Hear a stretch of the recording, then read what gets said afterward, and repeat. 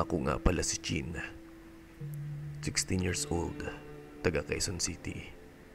Matagal na po akong nakikinig sa inyo, pero ngayon ko lang po naisipang ikwento sa inyo tong naranasan ko na hindi naman sobrang nakakatakot.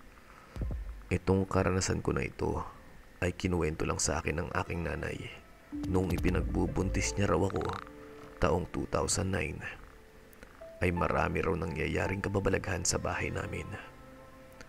Nangyari ito nung 8 months na akong ipinagbubuntis ni mama. Habang siya ay natutulog ng mahimbing, nagising siya sa sobrang init at sobrang kirot ng kanyang tiyan. Ginising niya si papa dahil hindi na niya kaya ang sobrang sakit ng tiyan niya. Han, gising, sobrang sakit ng tiyan ko. Gumising si papa at tiningnan ni papa ang tiyan ni mama. Han, anong nangyari sa tiyan mo? Nakita nila na may malaking bilog sa tiyan ni mama na kasing laki ng plato. Kulay ube siya, yung parang pasa ang kulay niya. At umiyak na si mama dahil sobrang sakit na talaga. Tumayo si papa sa kama at kinuha ang itak at sumigaw ng, "Hoy, tangina mo, bumaba ka dyan."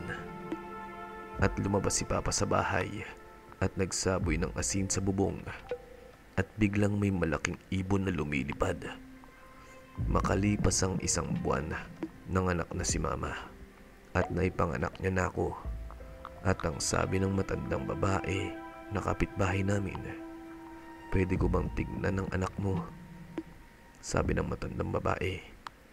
"Sige po, Nay Mila," sabi ni mama.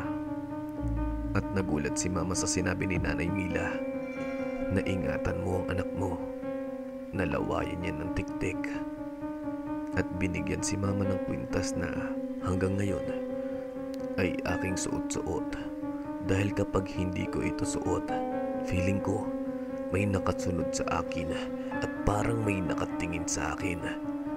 At sabi sa akin ni Nanay Mila na bago siya mawala, wag na wag mong tatanggalin yan dahil hindi ka niya titigilan.